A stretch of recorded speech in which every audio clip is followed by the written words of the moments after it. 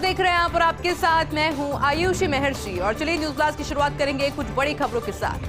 प्रधानमंत्री नरेंद्र मोदी का लोकसभा में संबोधन सुनने को मिला और धन्यवाद प्रस्ताव पर सदन में प्रधानमंत्री नरेंद्र मोदी के द्वारा आखिर क्या कुछ कहा गया वो आपको समझाते हैं। प्रधानमंत्री नरेंद्र मोदी ने कहा कि देश सेवा में अनेक महत्वपूर्ण निर्णय लिए गए हैं। 5 साल में रिफॉर्म, परफॉर्म और ट्रांसफॉर्म किया गया। देश की 17वें लोकसभा को जरूर आशीर्वाद देगा। 17वीं लोकसभा के कई बड़े फैसले हुए हैं और आज का दिन हमारे लिए बेहद महत्वपूर्ण है। उचित सामर्थ्य से दिशा देने का प्रयास, सभी सदस्यों की महत्वपूर्ण भूमिका रही है और सभी सांसद साथियों का बहुत योगदान रहा है।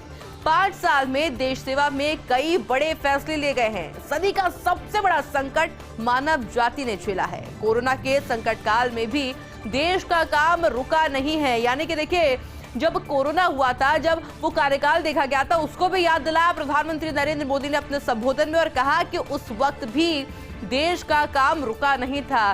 जिस विकास की बात हो रही थी वो विकास का कार्य उस वक्त भी जारी था। कोविड महामारी का समय निकलना बेहद मुश्किल था। प्रधानमंत्री नरेंद्र मोदी ने लोकसभा स्पीकर ओम बिरला की तारीफ की। उन्होंने कहा कि कोरोना काल चुनौतियों से भरा रहा। सांसदों ने अपनी सैलरी से 30% की कटौती की। प्रधानमंत्री नरेंद्र मोदी ने सभी सांसदों का आभार भी व्यक्त किया और चर्चा के दौरान आक्रोश और आरोप के पल भी आए। सभी सांसदों की 5 साल में अहम भूमिका रही। सांसदों ने सांसद निधि छोड़ने का फैसला किया और देखिए, स्पीकर महोदय ने धैर्य के साथ संसद चलाई। तमाम बातें कही गई है प्रधानमंत्री मोदी के द्वारा। उन्होंने कहा कि दुनिया के लिए हमने उदाहरण पेश किया है। चुनौती को सभी ने अपने सामर्थ्य से उचित दिशा देने का काम किया और इस दौरान G20 की बैठक भारत को एक बड़ा सम्मान मिला। पूरी दुनिया ने भारत के सामर्थ्य को देखा। हम मदर ऑफ डेमोक्रेसी को लेकर आगे बढ़े हैं। देश को नया संसद भवन मिला। देश के कामों में गति बनी रही है। और क्योंकि देखिए, सबसे बड़ी बात ये समझे जाए संबोधन के अंदर, क्योंकि निगाहें टिकी हुई थी। ऐसे में मुख्य बिंदु क्या रहे संबोधन के? पहला, कोरोना कार्यकाल को लेकर के जिक्र हुआ, जिसके अंदर सभी की तारीफ की गई, तमाम सांसदों की तारीफ की गई। उसके बाद में जिक्र हुआ G20 का, कि G20 के अंदर किस तरह से जो पूरी दुनिया के अंदर भारत की छवि वाकई में उभर कर सामने आई। मुख्यमंत्री भजनलाल शर्मा ने केंद्र सरकार का आभार जताया है। पूर्व प्रधानमंत्री स्वर्गीय चौधरी चरण सिंह को भारत रत्न देने के फैसले का स्वागत किया गया और कहा कि चौधरी चरण सिंह को भारत रत्न से सम्मानित करना ऐतिहासिक फैसला है। सीएम भजनलाल ने गोगेलाव में प्रगतिशील किसान के साथ चाय पर चर्चा की और कहा कि प्रगतिशील किसान उन्नत राजस्थान का मजबूत आधार है। राज्य सरकार ने गेहूं की खरीद पर न्यूनतम समर्थन मूल्य में 125 रुपए बोनस की बढ़ोतरी की। इसके अलावा प्रधानमंत्री किसान सम्मान निधि के तहत 2000 रुपए की बढ़ोतरी का भी निर्णय किया गया।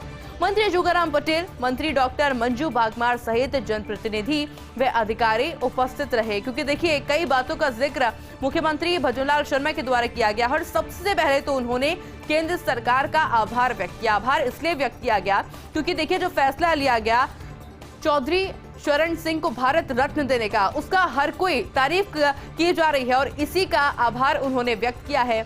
और देखिए, उन्होंने कहा कि चौधरी चरण सिंह को भारत रत्न से सम्मानित किया गया और ये फैसला वाकई में एक ऐतिहासिक फैसला है। क्योंकि जो फैसले इस तरह के लिए गए हैं केंद्र सरकार के द्वारा, इसको लेकर न सिर्फ मुख्यमंत्री भजनलाल शर्मा बल्कि विपक्ष ने भी इस कार्य की सराहना की है, इस घोषणा की सराहना की है। इसके अलावा देखिए, सीएम भजनलाल ने गोगेलाव में प्रगतिशील किसान के साथ में चाय पर चर्चा भी की।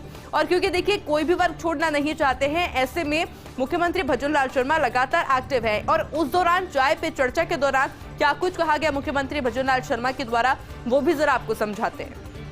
मुख्यमंत्री भजनलाल शर्मा ने कहा कि प्रगतिशील किसान उन्नत राजस्थान का एक मजबूत आधार है। राज्य सरकार ने गेहूं की खरीद पर न्यूनतम समर्थन मूल्य में 125 रुपए बोनस की बढ़ोतरी की है। साथ ही में देखिए, जिक्र हुआ प्रधानमंत्री किसान सम्मान निधि के तहत जो 2000 रुपए की बढ़ोतरी हुई, वो भी निर्णय किया गया। इसके साथ साथ मंत्री जोगाराम पटेल, मंत्री डॉक्टर मंजू बागमार सहित जनप्रतिनिधि और अधिकारी उस वक्त उपस्थित रहे।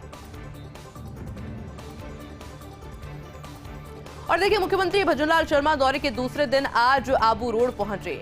मुख्यमंत्री बनने के बाद भजनलाल शर्मा पहली बार आबू रोड गए। ऐसे में स्थानीय जनता में मुख्यमंत्री से मिलने को लेकर के अच्छा खासा क्रेज देखने को मिला।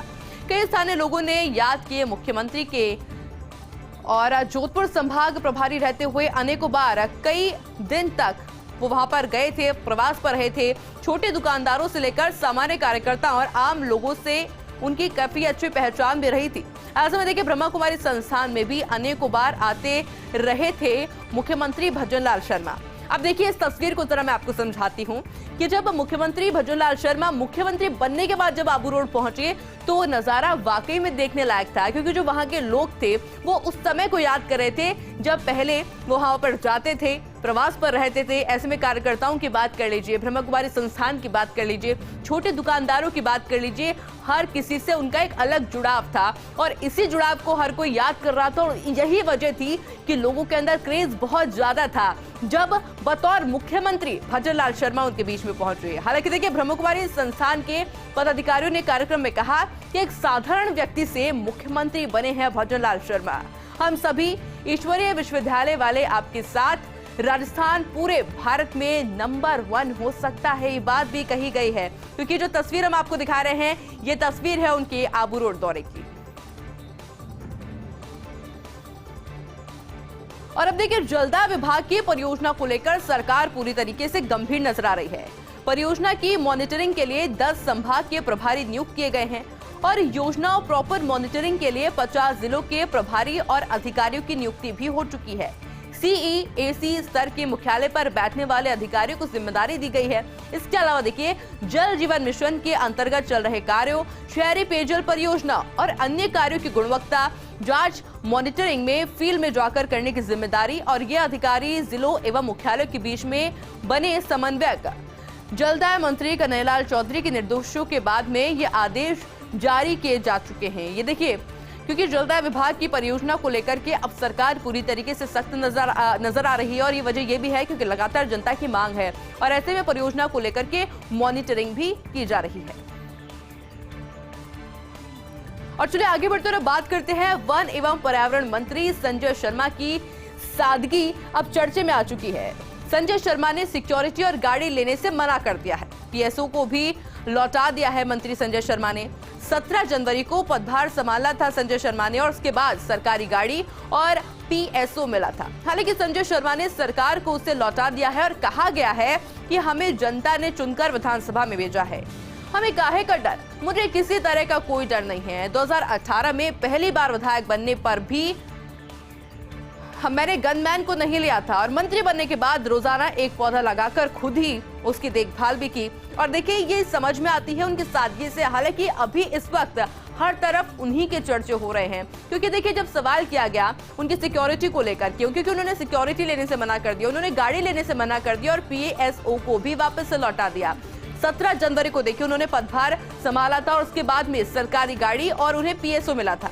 हालांकि इसके बाद में जब उनसे सवाल किया गया कि भाई आपने क्यों लौटा दिया, तो उन्होंने कहा, और जो उन्होंने कहा उसने सभी का दिल जीत लिया। उन्होंने कहा कि हमें जनता ने चुनकर विधानसभा में भेजा है तो हमें किस बात का डर है, मुझे किसी तरह का कोई डर नहीं है। और उसके बाद में उन्होंने याद दिलाई 2018 की, जब उन्होंने कहा था कि मैं पहली बार विधायक बना था और उस वक्त भी मैंने गनमैन को नहीं लिया था।